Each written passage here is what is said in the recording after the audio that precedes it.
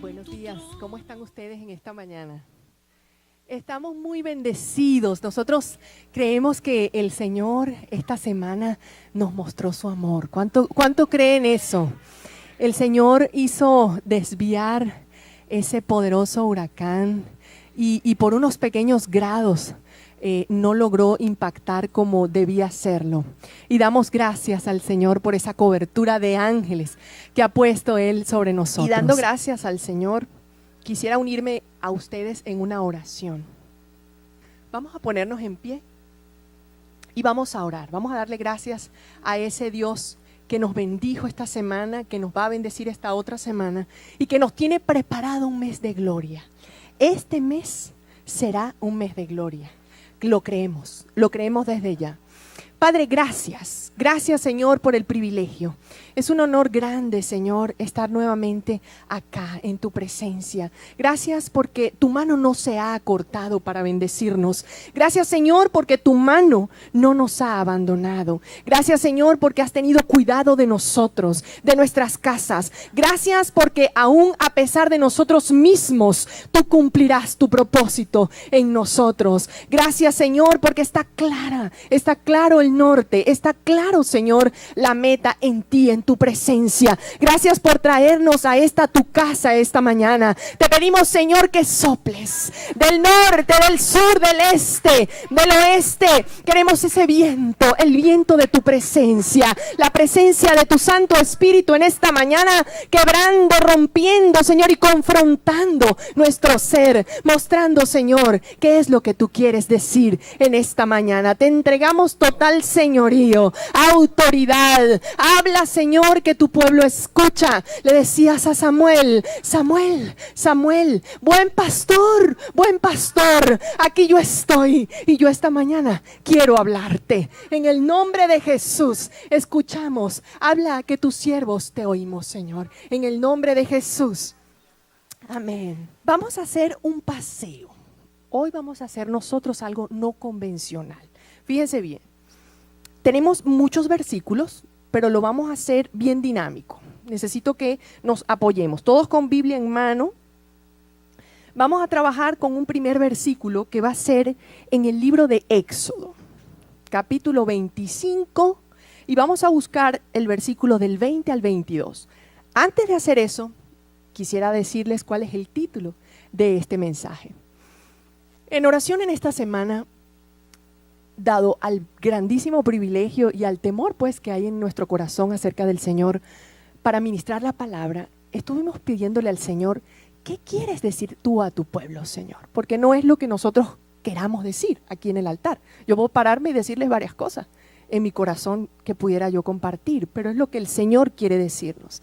Y el Señor me llevó al Antiguo Testamento. Hay unos libros que particularmente busqué y no me dejó el Señor trabajar con esos libros. Entonces estoy haciendo literalmente lo que el Señor me mandó. Esto es un collage, es como una mezcla de varios versículos para tratar de darles un mensaje a la iglesia. El título es Cuida la presencia de Dios. Vamos a hablar acerca de qué es la presencia de Dios. Antes de entrar en ese versículo, ténganlo allí. La presencia de Dios se manifiesta. Estoy hablando en el contexto del Antiguo Testamento, era representada por el arca del pacto. Todos tienen en su memoria, y si no es así, podemos hacer mano de unas imágenes que les voy a pasar. El arca del pacto simbolizaba en aquel momento la presencia de Dios. Esta arca, fíjense que el Señor había dado instrucciones específicas. El que diga que el Señor no es un Dios de detalle, miente. Dios dio detalles específicos, cómo iba a ser estructurada esta caja, por quién iba a ser llevada, cuáles eran los elementos, los materiales con que iba a ser construida, aun cuando en aquel tiempo quizás en nuestro entender era imposible hacer la magnitud de cómo se hizo esta caja. Esa caja, mis amados hermanos, familia de la fe, simbolizaba la presencia de Dios. Hay traducciones que hablan de la gloria de Dios. Era donde el Señor se comunicaba con su pueblo y estaba ubicada allí en el tabernáculo, en el lugar santísimo. Allí hay otra foto donde ustedes pueden ver lo que describe la escritura que está, porque obviamente pues nadie la ha visto por dentro, pero es lo que la escritura dice que está dentro de la caja, dentro del arca del pacto. Vemos las tablas de la ley, vemos también la vara florecida de Aarón y también una porción de maná. El Señor también dejó allí como parte de testimonio de lo que había hecho en ese tiempo. Allí estaba esa caja completamente cubierta de oro y era el lugar donde el Señor se comunicaba en este caso con sus sacerdotes, que eran Moisés y Aarón. Si vemos la parte de la tapa de la caja que se llama propiciatorio, y es muy importante esa parte, me gustaría puntualizarla una vez más. Allí ven ustedes que hay unos querubines, ¿lo ven? Tal cual lo dice la escritura y lo vamos a leer. Esos querubines encuentran sus alas y justo en el centro dice la palabra que allí se presentaba la presencia del Señor y era donde se comunicaba el Señor con estos sacerdotes. Ahora sí, leamos todos Éxodo capítulo 25, versículos del 20 al 22. Y los querubines extenderán por encima las alas, cubriendo con sus alas el propiciatorio, sus rostros el uno enfrente del otro, mirando al propiciatorio los rostros de los querubines. Y pondrás el propiciatorio encima del arca, y en el arca pondrás el testimonio que yo te daré. Y de allí me declararé a ti, y hablaré contigo de sobre el propiciatorio, de entre los dos querubines que están sobre el arca del testimonio. Todo lo que yo te mandare para los hijos de Israel. Hermanos, ¿qué parte de este versículo no está claro? Todos comprendimos qué dice allí, ¿verdad? El Señor está diciendo, yo me voy a comunicar contigo a través de este medio, de esta vía. Aquí en el centro del propiciatorio tú te vas a postrar, tú me vas a buscar y aquí yo te voy a hablar. Cuando hacemos historia, vamos en el libro de Primera de Samuel, y esto es un breve resumen para que podamos entender lo que viene. En el libro de Primera de Samuel, capítulos del 4 al 6, hay una historia muy triste, y es que esta arca fue descuidada. El pueblo de Israel estaba apegado a los ídolos. Ellos adoraban a una diosa que se llamaba Asdarot, y también estaban adorando otros baales. Ustedes conocen bien la historia de idolatría y de infidelidad del pueblo de Israel. El punto es que esta arca, que es la presencia del Señor, fue descuidada. La presencia del Señor se descuidó. Y los filisteos echaron mano de esta arca. Ellos pensaron que llevándola a una batalla un día, allí en Ebenezer, esa arca probablemente los iba a proteger porque era la presencia del Señor. Pero en su razonamiento humano no buscaron el propiciatorio. Fíjense que comenzamos con el versículo en Éxodo 25, donde ¿cuál era el lugar donde había que buscar al Señor en ese tiempo? Había que buscarlo, había que consultarle. Señor, ¿será que tú quieres que nosotros llevemos el arca a esta batalla? Mira, estamos aterrados. Los filisteos nos llevan ventaja, estamos amenazados, llevamos el arca. ¿Qué hacemos? Pues no consultaron y se llevaron el arca. La llevaron a esta batalla, los filisteos tomaron ventaja, hubo una gran mortandad y allí tomaron el arca. Cuando los filisteos toman el arca, ellos creyeron que probablemente el poder del pueblo desaparecería. Y en efecto así fue. El pueblo, hubo una gran mortandad, se sintieron vulnerables y el arca pasó a un lugar que se llama Asdod.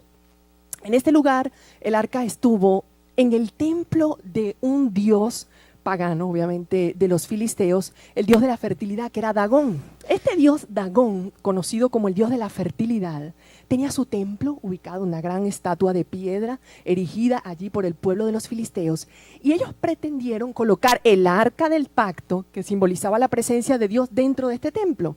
Para sorpresa de ellos y para terror de ellos, esta estatua se inclinó en dos oportunidades. La primera oportunidad que la estatua se inclina sin romperse, pero la segunda oportunidad se rompe en sus manos, así como usted lo ven allí, sus antebrazos, y se rompe el torso, quedó nada más el tronco. Y así como ustedes ven en esa imagen que procuré traerles, había miedo en estas personas. Ok, hay algo malo en esta arca. Algo tenemos que hacer. No solo eso, la ira de Jehová se desencadenó sobre el pueblo de los filisteos y el Señor los hirió con gran mortandad. vinieron tumores, presentaciones de enfermedad y posteriormente ese pueblo, que en ese caso era el pueblo de Asdod, fallecieron muchas personas. Ellos decidieron mover esa arca a otro lugar conocido como Gat. La gente de Gat estaba aterrada. Decían, ¿qué? ¿Tú me vas a traer para acá el arca? No, vamos a morir todos. Aterrados los filisteos en Gat, deciden llevarlo a Ecrón. En Ecrón la misma historia, muchos tumores, gente falleciendo.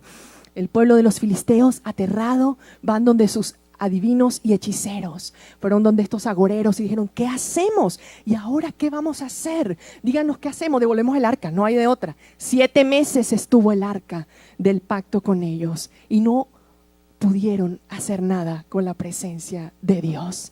La presencia de Dios los consumió de tal forma que se enfermaban y la mortandad era tan terrible que decidieron devolverlo. Estos hechiceros en su sabiduría, en la sabiduría de hombre, creyeron que expiando las culpas por haber extraído esta arca, ellos pudieran reducir la mortandad al pueblo de los filisteos. Y es cuando deciden hacer los mismos tumores que Jehová había causado al pueblo de los filisteos, hacerlos en oro. Y entonces colocaron una caja y se pusieron creativos y colocaron esta caja al lado del arca y dejaron que el arca fuera por un camino. Este camino es el camino de Bet-Semes. Cuando esta arca va y la mandan con unos animales, arriada por unos animales, llega a este sembradío y ya allí en Bet-Semes, este poblado, es un poblado del pueblo de los israelitas, ven el arca y se alegran muchísimo, dicen, wow, esto es tremendo, vamos a celebrar, llegó el arca, los filisteos al fin la han devuelto después de 7 meses, porque había gran lamentación en el pueblo de Israel. Sin embargo, hicieron lo malo delante del Señor. A veces nosotros en nuestra emoción, en nuestro entusiasmo, queremos celebrar al Señor de acuerdo a nuestras costumbres, de acuerdo a lo que nosotros creemos que está bien. Pero resulta que adoramos a un Dios que es santo, es 3 veces santo y no todo lo que nosotros hacemos es agradable a sus ojos. Este pueblo levantó holocausto, mataron carneros, hicieron todo el proceso que, digamos, el protocolo les indicaba, pero cometieron un grave error. Estos hombres tomaron el arca y la destaparon. Abrieron el arca cuando expresamente en la palabra, y lo vamos a ver en versículos posteriores, decía, no toques el arca porque morirás. Ellos tocaron el arca y hubo una gran mortandad. Alrededor de 50,070 hombres murieron en Bet-Semes. Deciden llamar a la gente de Kiriat Jearim y dicen, ayúdennos porque la ira del Señor está en contra de nosotros. Ha fallecido grande porción del pueblo y es cuando finalmente, y aquí termina el breve resumen, Abinadab, que en ese tiempo estaba a cargo de custodiar el arca, toma el arca y la tiene consigo. Abinadab recibe el arca queda en la casa de Abinadab durante 20 años.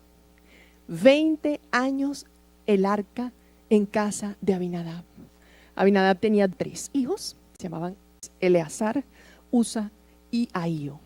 Pasó que lamentablemente no hay un registro de que el impacto de la presencia de Dios en la casa de Abinadab haya sido tal que la Biblia lo registrara como bendición para Abinadab.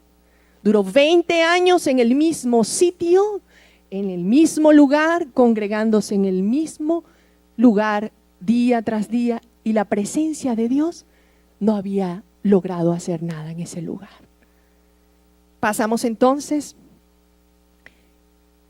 a ver un aspecto bien interesante, y lo podemos encontrar ahora sí, de Samuel capítulo 7, versículos del 1 al 2. Vinieron los de Kiriat Jearim y llevaron el arca de Jehová y la pusieron en casa de Abinadab, situado en el collado, y santificaron a Eleazar su hijo para que guardase el arca de Jehová. Desde el día que llegó el arca a Kiriat Jearim, pasaron muchos días, 20 años, y toda la casa de Israel lamentaba en pos de Jehová. Hasta aquí podemos entender el contexto. En ese tiempo Samuel era no solo profeta del pueblo de Israel, sino también era juez.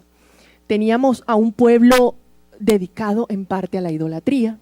Samuel los exhortaba porque él decía que la palabra del Señor recibía y decía, ustedes para vencer a los filisteos tienen que volver su rostro al Señor.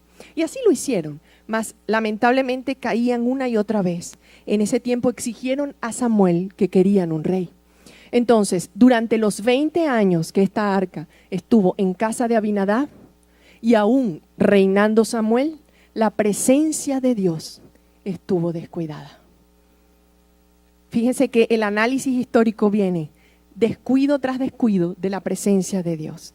Aquí en este versículo, en estos dos versículos podemos ver que no hay nada impactante en la vida de Abinadab ni tampoco de sus hijos.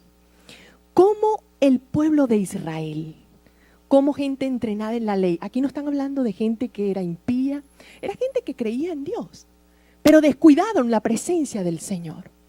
Miren, cuando estaba revisando estos versículos, porque es tan hermoso el contenido histórico de este material, nosotros podemos ver que la gente estaba ocupada de ver, pónganos un rey. O sea, mira, Samuel, está bien, te entendemos, tienes buenas intenciones, pero ponnos un rey, ponnos un rey. Samuel no podía entender cómo el pueblo se había desviado de esta manera y también en sus propias pasiones. ¿Qué desvía el corazón del hombre de la presencia del Señor?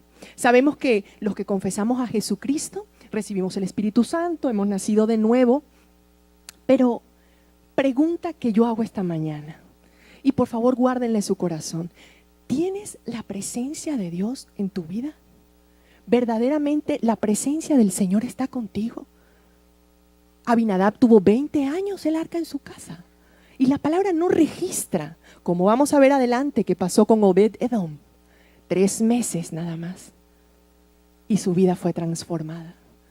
¿Es transformada tu vida? ¿Tu vida es diferente ahora? ¿Se puede decir que la presencia de Dios se evidencia en tu vida de lunes a viernes? Cuando no te vemos, cuando la luz se apaga, cuando no te encuentras con gente de la iglesia, en tu forma de vestir, en los textos que envías, en las fotos que ves en Instagram, en Twitter. ¿Qué está pasando con nosotros? ¿Cuidamos la presencia de Dios o no? Muchas veces podemos llegar a una iglesia, a un servicio. No hablemos de esta iglesia porque aquí todos somos muy santos y gente muy hermosa. Besos para todos, todos somos lindos aquí.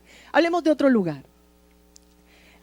Vamos con el deseo de que la presencia del Señor se manifieste.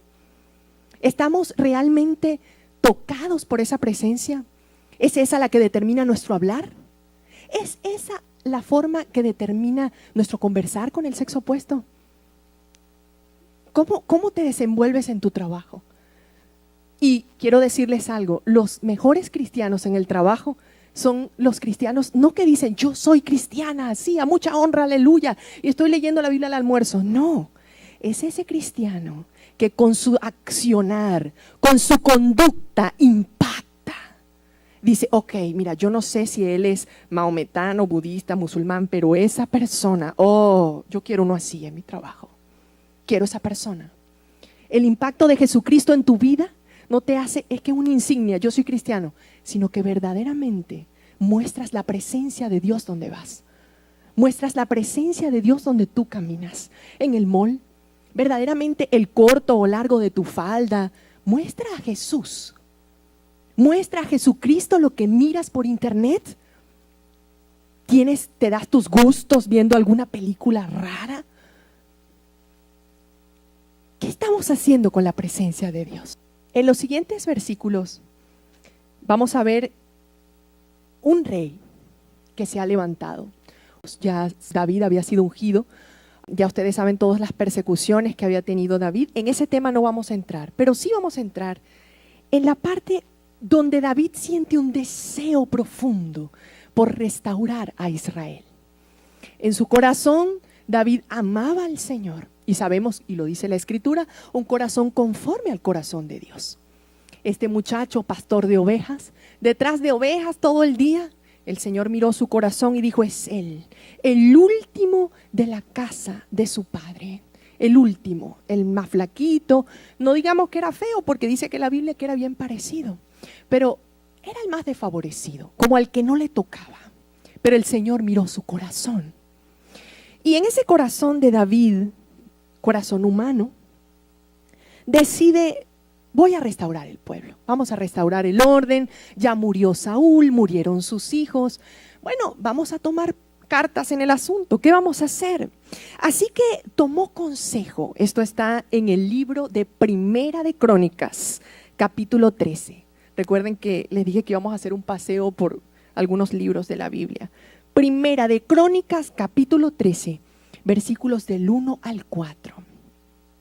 Y en ese tiempo, David decide tomar consejo. Él dice: yo voy a hablar con esta gente, ¿cuáles son? Acomódamelos de capitanes de millares, acomódamelos de centenas, y con todos estos jefes, yo voy a hablar con esta gente, vamos a hablar, vamos a conversar, ¿qué vamos a hacer?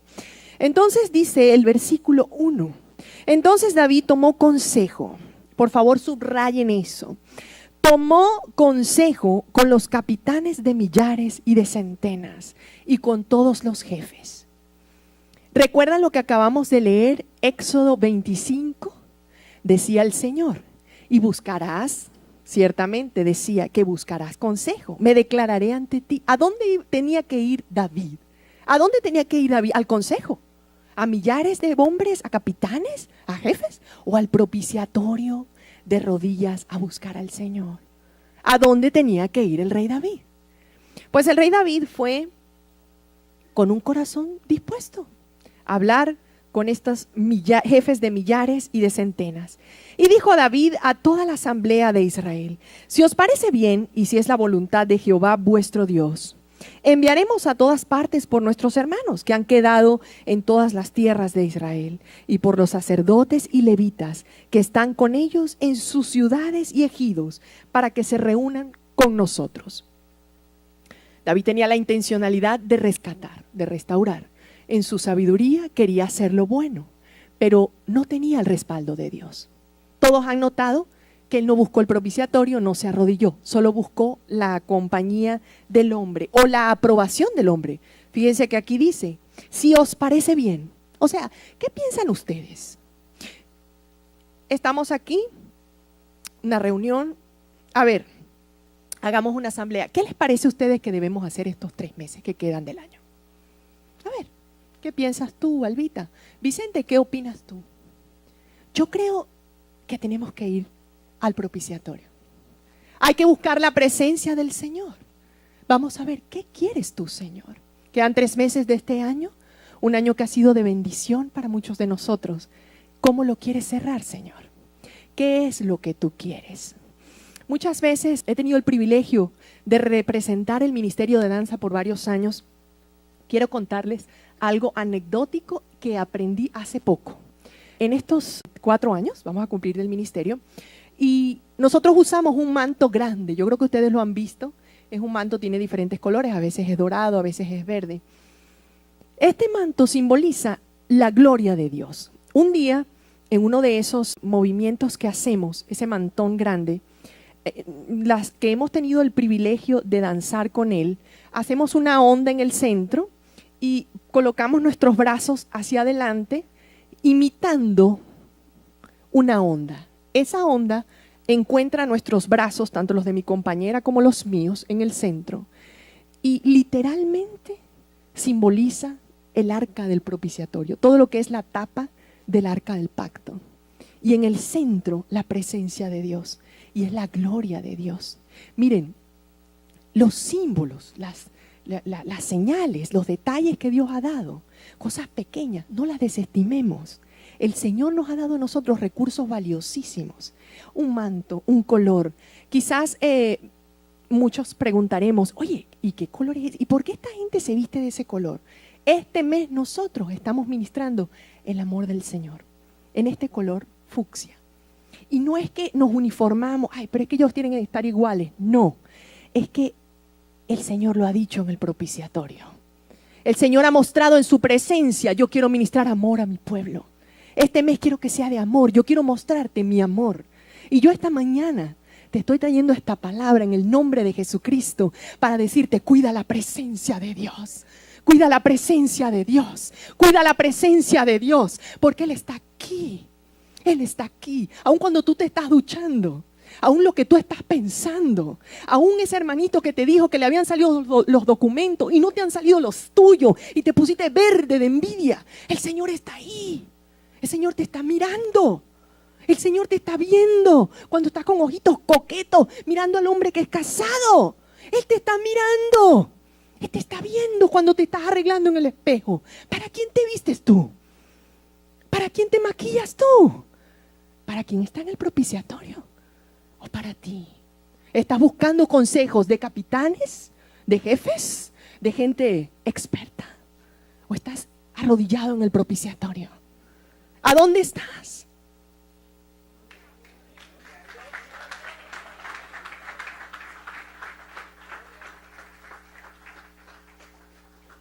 Continuamos en el libro de Primera de Crónicas. Y decide entonces David traer esta arca. Dice, bueno, vamos a traerla pues. Los capitanes de millares están de acuerdo. Ya hablamos con los jefes, todo el mundo, la asamblea. Vamos a darle, muchachos, ¿qué puede salir mal? Vamos a hacerlo. Pues intenta hacerlo. Y en Primera de Crónicas, en el capítulo 13, versículos del 5 al 14, tenemos la historia de una debacle. Y miren bien, presten atención cada versículo, mis amados, porque cada versículo ha tocado mi corazón. Nosotros que tenemos el privilegio de estar en este altar, miren, esto es algo serio. Nosotros no estamos jugando. Cuando nosotros estamos aquí adelante, cuando tomamos la decisión de seguir a Jesucristo, porque permítanme decirle que Jesucristo es un gran caballero y no obliga a nadie ni le cae a bibliazos a nadie para que lo siga. Déjenme decirles que la palabra favorita de él era sígueme, sígueme, un acto voluntario. Es sígueme, no es ven porque no, sígueme. Y lo que la gente era tocada a seguir a Jesús era su actitud, su comportamiento, era su vida, era su vida. Era su vida y la presencia de Dios estaba en él, en todo momento. Leamos del 5 al 14. Entonces David reunió a todo Israel, desde Sior de Egipto hasta la entrada de Hamat, para que trajesen el arca de Dios de Kiriat Jearim. Y subió David con todo Israel a Baala de Kiriat Jearim, que está en Judá, para pasar de allí el arca de Jehová Dios, que mora entre los querubines, sobre la cual su nombre es invocado. Y llevaron el arca de Dios de la casa de Abinadab en un carro nuevo. Y Usa y Ahío guiaban el carro. Y David y todo Israel se regocijaban delante de Dios con todas sus fuerzas, con cánticos, con arpas, salterios, tamboriles, címbalos y trompetas. Pero cuando llegaron a la era de Kidón, Usa extendió su mano al arca para sostenerla, porque los bueyes tropezaban. Y el furor de Jehová se encendió contra Usa y lo hirió, porque había extendido su mano al arca y murió allí delante de Dios. Y David tuvo pesar, porque Jehová había quebrantado a Usa, por lo que llamó a aquel lugar Pérez Usa hasta hoy. Y David temió a Dios aquel día y dijo, ¿cómo he de traer a mi casa el arca de Dios? Y no trajo David el arca a su casa en la ciudad de David, sino que la llevó a casa de Obed-Edom, Geteo. Y el arca de Dios estuvo con la familia de Obed-Edom en su casa 3 meses. Y bendijo Jehová la casa de Obed-Edom y todo lo que tenía. Miren, hermanos, familia linda de la fe, ¿en qué parte de la Biblia dice que el arca la debían llevar bueyes? No hay un lugar en la Biblia que dijera que el arca del pacto iba a ser trasladada por bueyes. Segundo, ni Usa ni Ahío eran sacerdotes. Ninguno de los dos eran levitas. Ellos no estaban consagrados para llevar el arca. Indudablemente hubo buenas intenciones, seguro. Hubo muy buenas intenciones en el corazón del rey David. Permítanme decirles que sin entender el contexto anterior y sin haber leído la ley, yo digo, bueno, pero ¿qué hicieron de malo? Mira, quisieron trasladar la presencia de Dios que estuvo descuidada durante 20 años, quisieron llevarla a Jerusalén, quisieron dignificar el nombre del Señor. O sea, ¿qué estamos haciendo de malo? Si nosotros estamos adorando, estamos levantando una ofrenda, estamos levantando un holocausto, ¿qué estamos haciendo mal? Presten atención. Amados, el problema no es que el Señor se basa en buenas intenciones. Las buenas intenciones de tu corazón no son suficientes. ¿Acaso que hay gente que comete crímenes y tuvo una buena intención? Oye, mira, yo tuve una buena intención, él era un malandro y que estaba amenazando a una familia y le dio un tiro. Pero eso no deja de ser un crimen. La obediencia no se basa en buenas intenciones, sino en hacer la voluntad del que te envió. En hacer la voluntad del que te envió. Y no importa si tú no lo estás entendiendo. Mira, esto es tan delicado que las consecuencias que esto tuvo, por eso están reflejadas en la Biblia, hicieron que mucha gente cambiara su perspectiva. Lo vamos a ver más adelante. Hubo que tener una muerte, la muerte de Usa, que para mucha gente fue injusta. Oye, pero si estaba llevando el arca, se estaba cayendo, ¿y si se partía? Preguntas, ¿qué hago? ¿Ustedes creen que la presencia de Dios no es lo suficiente para sostener su propia arca? ¿Quién puso la intencionalidad de construir esta arca en el corazón de quienes la construyeron? Fue Dios. ¿Es el mismo que va a guardar el arca? Seguro, seguro. Es preferible que la presencia de Dios la guardara. ¿Hubo buena intención en trasladarla en bueyes? Seguro. Carro nuevo. Dice aquí, había un carro nuevo. Y Usa y Job estuvieron allí dirigiendo el carro. Pero, ¿por qué dirigieron el carro? Si hacemos un poco de inferencia y pensamos, bueno, 20 años con el arca, mis respetos, discúlpame, 20 años en la escuela bíblica, o sea, perdón, discúlpame, ¿estaban en el propiciatorio? ¿Buscaron esos 20 años la presencia de Dios en el propiciatorio? ¿Esa escuela bíblica verdaderamente fue llevada al propiciatorio? La pregunta es, en esta mañana, ¿se otorgó el privilegio a Usa y a Ahío de llevar el arca porque eran expertos? Seguro, eran expertos. Tuvieron 20 años en la casa de Abinadab cuidando el arca y no pasó nada. Pero la presencia de Dios estaba con ellos. No. Expertos seguro, de la ley, ¿cómo no? Pero miren cómo fallaron. Entonces, habían danzas, tamboriles, había adoración, hermanos. Había gente alabando a Dios. ¿Presencia de Dios? No presencia de Dios. ¿Estaba allí la presencia de Dios? Permítanme decirles que no. La presencia de Dios no pudo haber estado, porque si no Usa no hubiese muerto. Si la presencia de Dios hubiese estado, así como lo vamos a ver en unos versículos más adelante, hubiese habido multiplicación, hubiese habido bendición. Esa arca llega a su término y hubiese habido bendición para el pueblo. Podemos leer, si es posible, la imagen de Usa tocando el arca. ¿La están mirando? Fíjense que el Señor en versículos anteriores, en otros libros, es que es muy apasionante la historia, porque la historia te ayuda a entender el presente. Y así con detalles, como el Señor lo pidió. El Señor había pedido que se pusiera un lino de azul, que se cubriera el tabernáculo, que se cubriera con esos colores que Él había mandado. Y hubo tantas fallas en ese proceso de transporte, aun cuando ellos adoraban. Fíjense, las personas con sus arpas, llevaban salterios, otros con trompeta, iban adorando. ¿Qué de malo estaban haciendo? Pero la presencia del Señor estaba descuidada. No fue como el Señor lo pidió. Así no te lo dije yo que lo hicieras.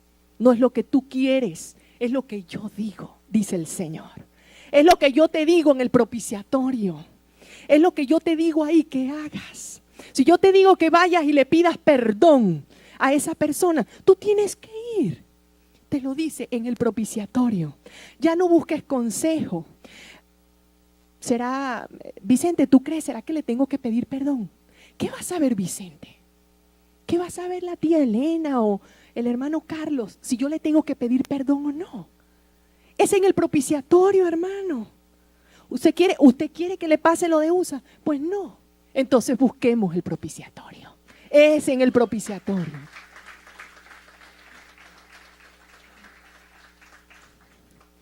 A solo 13 kilómetros de Jerusalén estaba esta arca.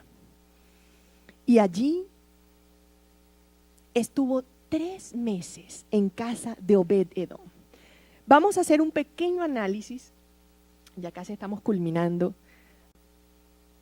Obed-Edom era una persona, dice la palabra que era un geteo. Algunas traducciones hablan de que pudiera ser emparentados con filisteos. Realmente la versión que se amolda más es que era un levita. Ese hombre era un adorador. Pero pasa algo con él. Saben que la Biblia no da un registro de los ujieres como tal. Como tal no describe la palabra ujier, sí a los diáconos. Pero la palabra ujier como tal no la usa. Pero hay algunos estudiosos de la materia que dicen que Obed-Edom fue un ujier o el primer ujier. Este hombre fue descrito de la siguiente manera. Le llegan, todo el mundo aterrado. Imagínense, por favor, métanse en la historia conmigo un momento. Este hombre le llegan estas personas muy asustados, lamentando la muerte de Usa, que para ellos fue algo completamente injusto, y le dicen, mira, tú nos puedes guardar esta arca aquí un momentito. Guárdanos ahí, por favor. ¿Qué? ¿Que se murió quién? ¿Cómo fue? ¿Y cómo? Pero sí, guárdanoslas ahí, nosotros la venimos a buscar después, ¿oíste? Pero ¿dónde la pongo? O sea, analicemos humanamente, somos seres humanos. Llegó el arca a casa de Estelita. Estelita, guárdamela ahí un momentito. Este hombre no era que tenía un conocimiento no dice la palabra de eso, simplemente era un hombre que recibió el arca, dice allí, la dejaron 3 meses y en ese tiempo algo precioso pasó. Este hombre obedeció sin entender, porque a todas estas, si esa arca acaba de matar a alguien, o sea, vamos a ser sinceros, vamos a ser completamente sinceros y no vamos a quitarnos todo tipo de máscara, estaríamos asustados. O sea, ay Dios mío, ¿y cómo? Ajá, pero ¿qué es lo que no hay que hacer? ¿Y qué fue lo que tú dijiste? ¿Y si le pongo un pañito? Vamos a poner una sabanita. Miren, la presencia de Dios era tan especial en ese lugar, en ese humilde lugar, dice la palabra que él era un campesino, y allí lo recibió. Esos 3 meses, dice la palabra que fue grandemente bendecido. Lo vamos a leer en unos versículos más adelante, pero antes de llegar allí, yo quisiera leer el concepto de bendición. Miren, para poder entender lo que Obed-Edom le pasó, porque apenas es un versículo que lo describe, tenemos que trasladarnos al libro de Deuteronomio, capítulo 7. Deuteronomio, capítulo 7, versículos del 12 al 14. Vamos a meternos ahí en la casa de Obed-Edom. Yo imagino que ese hombre sudó, pensó, después de decirle a la esposa, mira, el rey David me está diciendo que, tú sabes, para guardar esta arquita aquí un momento. ¿Qué? ¿Que se murió quién? ¿Cómo? Y los muchachos, mira, no la toque, no le hable. No. El miedo que este hombre haya tenido, pero decidió obedecer a pesar del temor. El miedo no es un impedimento para que obedezcas. Tú puedes obedecer con temor y el miedo el Señor te lo va trabajando en el camino, pero no dejes de obedecer, no dejes de obedecer. Dice la palabra, y por haber oído estos decretos y haberlos guardado y puestos por obra, Jehová tu Dios guardará contigo el pacto y la misericordia que juró a tus padres, y te amará y te bendecirá y te multiplicará y bendecirá el fruto de tu vientre y el fruto de tu tierra, tu grano, tu mosto, tu aceite, la cría de tus vacas y los rebaños de tus ovejas en la tierra que juró a tus padres que te daría. Bendito serás más que todos los pueblos. No habrá en ti varón ni hembra estéril, ni en tus ganados. Eso le pasó a Obed-Edom. Obed-Edom tuvo 3 meses la presencia de Dios en su casa y fue bendecido. Hermanos, Cuando fueron a buscar el arca, en el libro de Primera de Crónicas, capítulo 15, versículos 1 y 2, para que lo tengan por allí. Ya les digo cuándo lo vamos a leer. Primera de Crónicas, capítulo 15, versículos del 1 al 2. Llegó el tiempo de buscar el arca. Cuando David se dio cuenta, pues, que efectivamente allí en el propiciatorio la presencia de Dios debía ser trasladada a Jerusalén, y que ya era el tiempo, ya había pasado esos 3 meses, y vio que Obed-edom, porque la palabra dice, registra que Obed-edom fue grandemente bendecido, y eso llegó a los oídos del rey David. Dijo, ok, ahora es el tiempo de movilizar el arca, de traerla de vuelta a Jerusalén. Entonces pasó un fenómeno muy especial. Miren, hermanos, la vida de Obed-edom cambió de tal manera que Obed-edom no volvió a lo que él estaba haciendo. Este hombre soltó cabañas, soltó sembradíos, soltó su granja y dijo, yo voy donde la presencia de Dios esté. Y se lo dijo al rey David, lo pueden ver ustedes en los versículos sucesivos. Eso está en Primera de Crónicas, el capítulo 15, versículo 18. Dice la palabra que fue constituido portero. Él fue constituido portero de esa arca. Dijo, donde esa arca esté, ahí voy yo.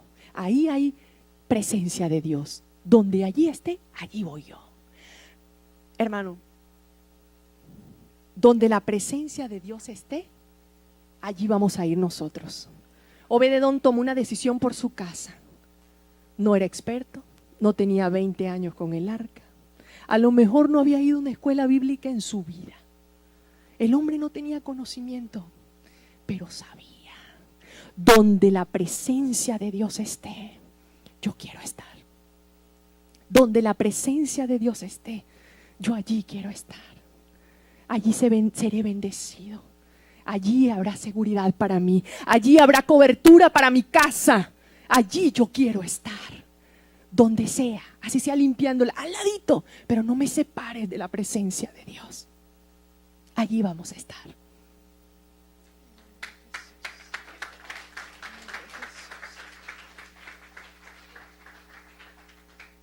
Dice la palabra en el libro de Primera de Crónicas, capítulo 15, versículos 1 y 2.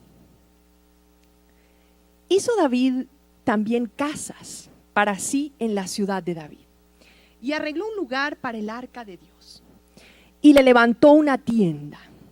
Entonces dijo David, el arca de Dios no debe ser llevada sino por levitas, porque a ellos ha elegido Jehová para que lleven el arca de Jehová y le sirvan perpetuamente. El hombre finalmente, en el propiciatorio, encontró lo que debía hacer. ¿Qué era lo que debía hacer? Dejarlo llevar por levitas, recibir la dirección que el Señor le daría. Si vamos un momento más, falta un poco más. En el libro de Éxodo, capítulo 25, versículo 14. Solamente el versículo 14. Y meterás las varas por los anillos a los lados del arca, para llevar el arca con ellas. No era lícito tocar el arca, había que llevarla con las varas, y las varas eran recubiertas de oro. Lo que pasa es que el contexto, en este momento me extendería mucho si les describo cómo fue construida, pero tal cual, cubiertas de oro. Así, no era cualquier vara, de agarrar cualquier palito, vamos a ponerle esto, no, como el Señor lo mandó. Y dice la palabra que tenía que ser trasladada con varas. En el libro de Números, capítulo 4, versículo 14, dice, y pondrán sobre él todos sus instrumentos de que se sirve, las paletas, los garfios, los braseros, los tazones, todos los utensilios del altar, y extenderán sobre él la cubierta de pieles de tejones, y le pondrán además las varas. Y cuando acaben Aarón y sus hijos de cubrir el santuario y todos los utensilios del santuario, y cuando haya de mudarse el campamento, vendrán después de ellos los hijos de Coat, que eran levitas, para llevarlos. pero no tocarán cosa santa, no sea que mueran. Estas serán las cargas de los hijos de Coat en el tabernáculo de reunión. Ahí tienen ustedes, hermano, qué pasó. La historia de por qué pasó lo que pasó. Se violentó lo que ya Dios había dicho. No te metas para allá, nos metimos. Por desconocimiento, por buenas intenciones, por querer hacer lo que nosotros creemos que está bien, porque tenemos experiencia, porque tenemos 20 años con la presencia de Dios. Hermano, si usted tiene 20 años con la presencia de Dios y usted no ha sido transformado, usted no tiene la presencia de Dios. Tan sencillo como eso, hermano. Yo sé que esto es duro, pero esto me impactó a mí y así como lo recibí, se los transmito. Más vale que usted pase 2 horas recibiendo algo que lo confronte y que lo lleve a reflexionar si verdaderamente la presencia de Dios ha estado en usted durante 10, 20, 30, 40 años, que usted pase 10 años más creyendo que la tiene y no la tiene, hermano. Es sencillo. ¿Está la presencia o no está? No hay términos medios. Es que medio la tengo. Es que un poquito. ¿Está o no está? Dice la palabra en el libro de Primera de Crónicas 15, que lo acabamos de leer, cómo ya David finalmente entiende y decide trasladar. Ustedes ven que ya ese es el glorioso transporte del Arca del Pacto, a donde ya el rey David había construido pues todo lo que y donde iba a morar efectivamente el Arca del Pacto y toda esa reivindicación, esa restauración de la cual David fue objeto durante ese tiempo. Pero, ¿qué aprendimos? ¿Qué aprendimos? Y aquí voy a cerrar con un versículo más. Por favor, busquemos en el libro de Cantares, capítulo 2, versículo 15.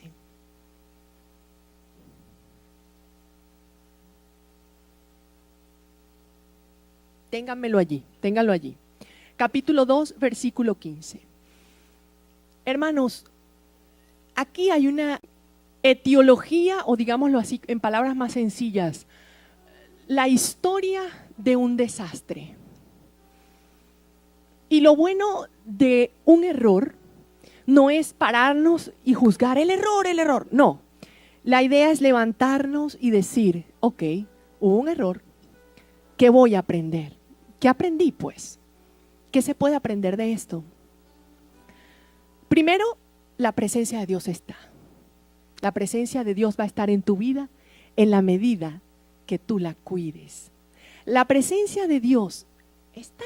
El Señor dice en su palabra, yo no te dejaré ni te desampararé. Yo estaré contigo hasta el fin del mundo. Pero, ¿se manifestará? ¿El Señor mostrará su gloria? ¿Será Él a través de ti?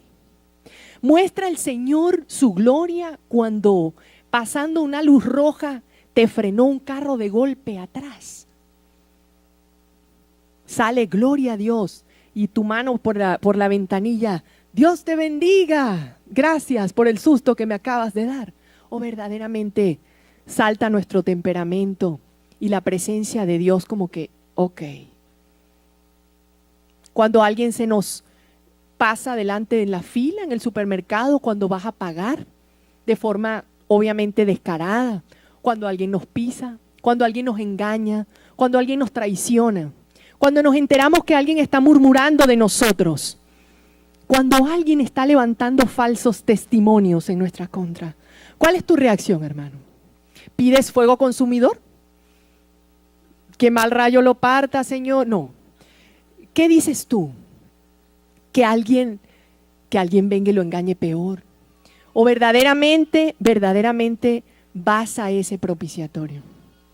Oras por esa persona. Pueden ser 5 minutos de mal temperamento. Todos somos seres humanos.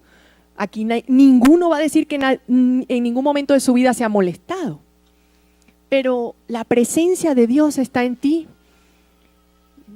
Si alguien no te ha pagado un dinero que te debe, ¿qué pides?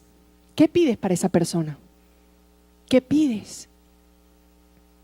Si alguien te chocó deliberadamente para cobrar un seguro, ¿qué pides? ¿Qué pides? Cuando el Señor nos dijo que llevemos la cruz, el Señor no estaba jugando. Y no era una cruz livianita. La cruz que llevó Él era de madera maciza, hermano. Esto no era una crucecita de esas de madera que son huecas. No, era algo bien pesado.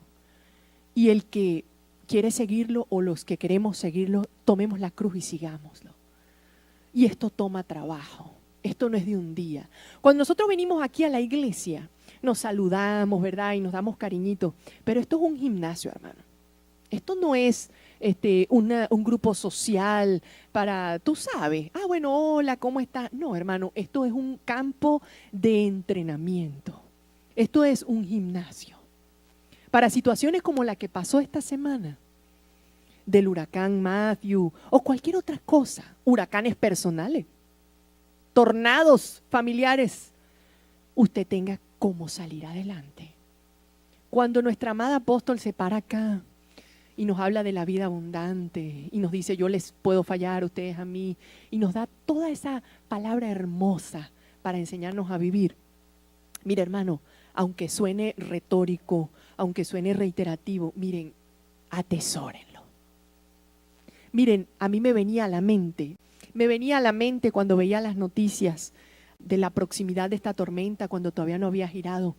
Y yo decía, Dios mío, gracias por el fruto de tu espíritu, porque en esta casa nosotros hemos aprendido a ponerlo en práctica. Miren, no somos perfectos. Aquí yo quiero que alguien levante la mano y me diga que es perfecto, y entonces yo tomo mi Biblia, la primera hoja, y me la firma, por favor. Yo quiero que alguien levante la mano y me diga, yo soy perfecto. Ninguno, hermano. Nosotros metemos la pata y la metemos bien. Y peor, porque somos siervos del Señor. Entonces, conociendo la ley, conociendo cómo tienes que transportar el arca, conociendo que no puedes tocarla, vas y la tocas, hermano. O sea, es peor para nosotros.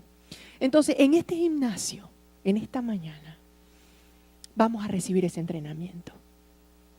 Vamos a impedir que las zorras pequeñas echen a perder las viñas. En el libro de Cantares, capítulo 2, versículo 15, dice, cazadnos las zorras pequeñas, que echan a perder las viñas, porque nuestras viñas están en cierne. El cierne es en flor. Es cuando usted tiene un campo, un sembradío que está ya para la cosecha, que está hermoso, que está bonito, que está en flor, florecido. ¿Sabe por qué las zorras pequeñas son peores que las grandes? Pues estuve leyendo acerca de eso y me quedé impactada. Oiga, qué tremendo como esas pobres animalitos, pero es que son malosos. Venga para contarle. Las zorras de por sí son animales astutos, ¿no? Ellos son de esconderse en guaridas con rapidez y consumir sus alimentos con rapidez que uno ni los ve.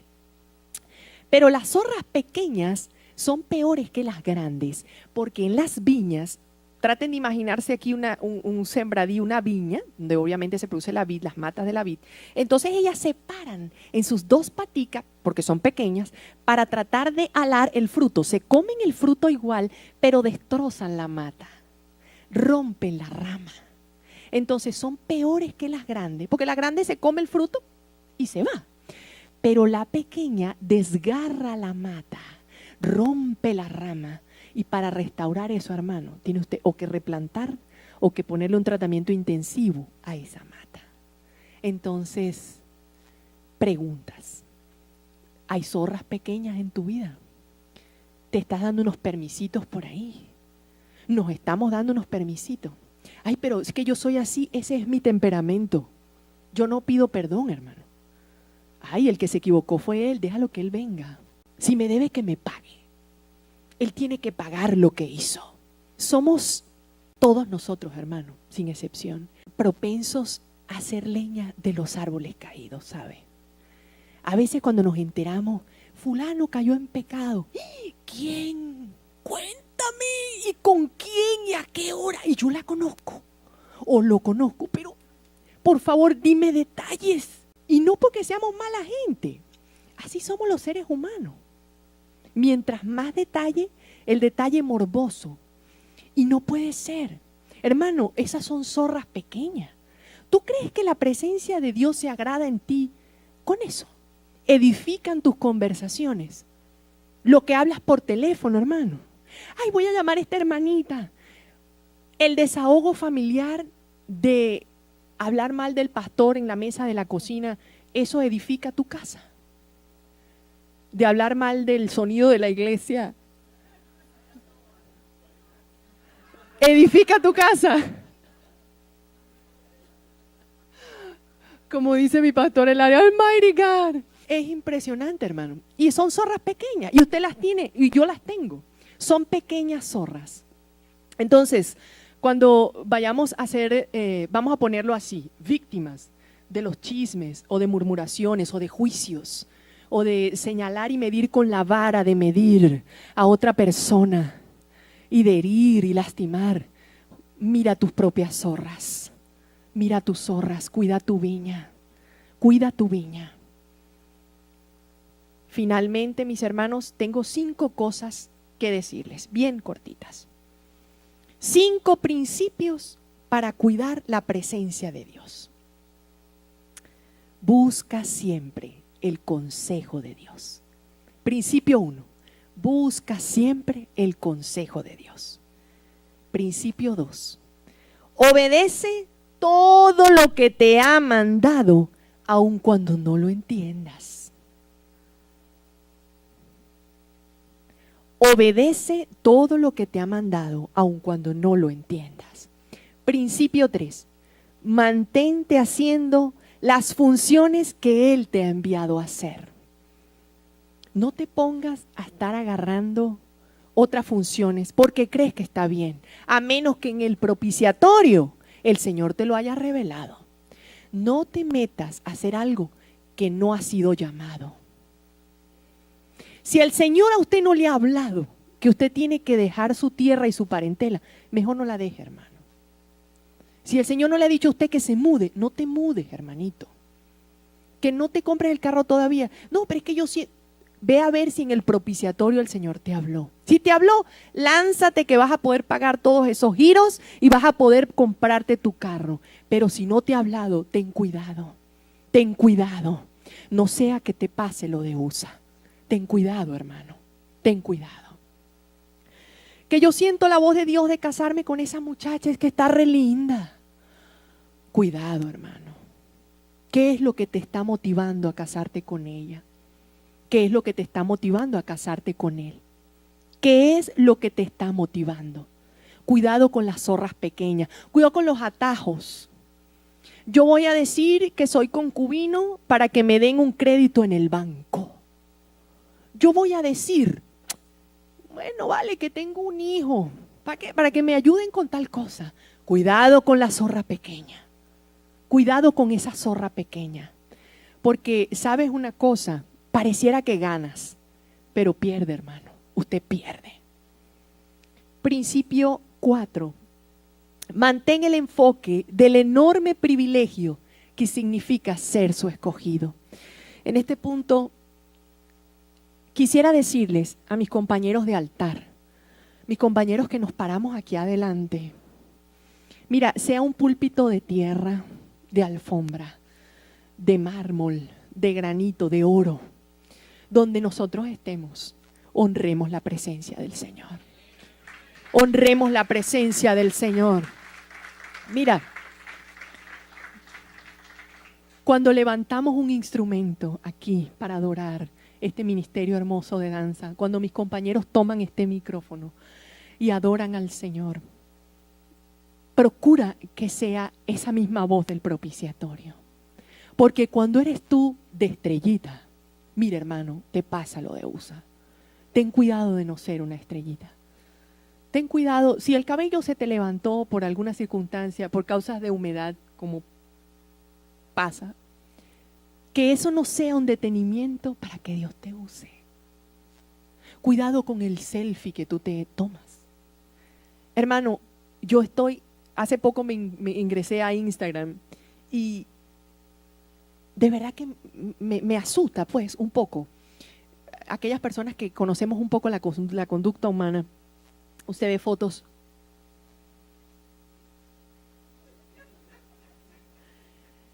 Mire, hermano, yo pregunto, ¿tú le enseñarías esa foto a Jesucristo? No, y estoy siendo comedida y conservadora. Hay fotos, con el perdón aquí de mis pastoras.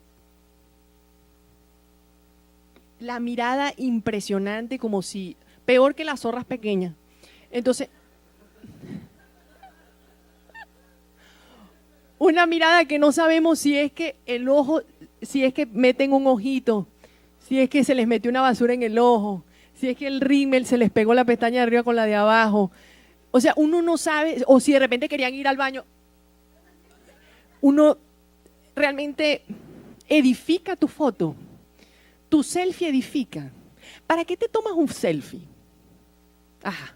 ¿Cuál es la motivación del selfie? ¿Por qué? Yo quiero una foto de ID, tú te tomas una foto de ID. Una foto de ID es una foto de ID. ¿Correcto? Pero una foto de selfie. Entonces, impresionante la boca. Mire, yo les digo a mis hermanas lindas, ustedes son hermosas, hermosas, sin que tengan que hacer ese tipo de fotos. Entonces, en honor a los que somos usuarios de Instagram, de Twitter, de las redes sociales, tengan misericordia de nosotros. Tengan piedad de todos nosotros. Por favor, mantengamos el enfoque. Hemos sido escogidos, linaje escogido, pueblo santo. Punto 5. No permitas que las zorras pequeñas echen a perder tus viñas. Pongámonos de pie, mis hermanos. Vamos a orar al Señor, vamos a agradecerle al Señor por su palabra. Gracias, Dios mío, porque tu palabra alumbra nuestro entendimiento. Gracias, Señor, porque tú eres bueno. Para siempre es tu misericordia. Gracias, Señor, gracias. En este tiempo, Señor, queremos que tu Espíritu ministre a nuestros corazones. Quita, Señor, toda zorra pequeña. Desaparece de nuestras viñas lo que no te agrade, lo que no te honre, lo que no te alabe. Desaparécelo de nosotros, desaparécelo. Señor, danos revelación en esas áreas donde sabemos, Señor, que estamos delgados, que estamos flacos, que hemos sido hallados faltos. Ayúdanos. Si nuestra tendencia es murmurar, si nuestra tendencia es criticar, si nuestra tendencia es envidiar, juzgar, Padre, perdónanos, perdónanos. Señor, queremos ser vasos nuevos para ti. Queremos cuidar tu presencia. Señor, necesitamos que manifiestes tu presencia. Señor, en esta mañana, Señor, ya casi mediodía, quiero proclamar esta palabra sobre el Centro Familiar Cristiano El Buen Pastor. Vienen tiempos de reverdecer. Vienen tiempos en donde lo que se comió la oruga, el saltón, el revoltón y la langosta será restaurado. Han llegado restauradores de portillos, gente restauradora de moradas para habitar, de calzadas. Ha llegado un nuevo tiempo para este lugar. Señor, tú eres el que edifica, tú das el crecimiento y en tus manos entregamos esta obra. Esta viña es tuya, Señor.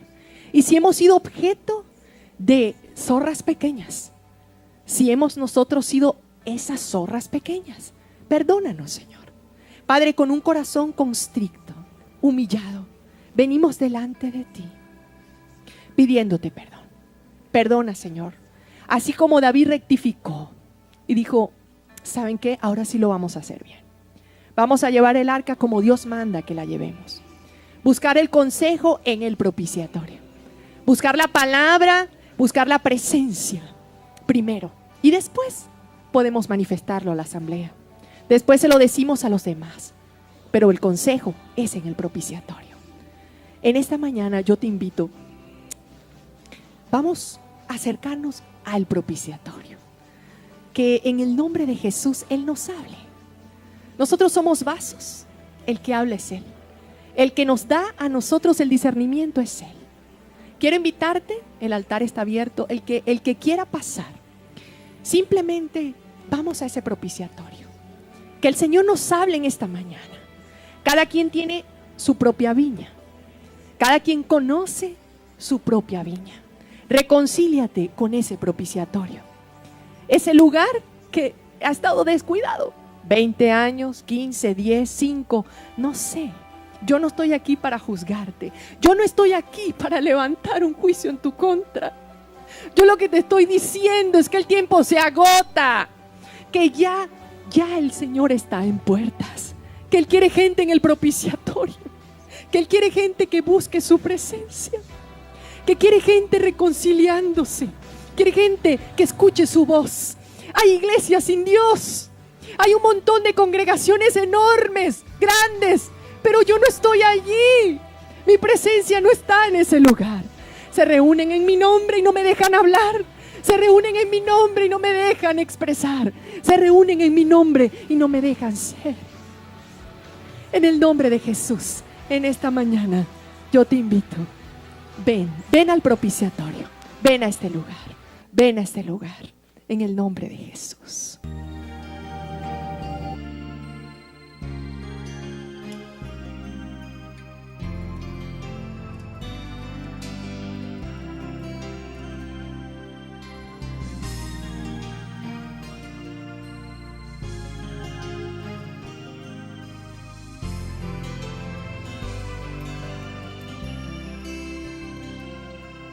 Glorioso, sentado en tu trono, rodeado de realeza y majestad.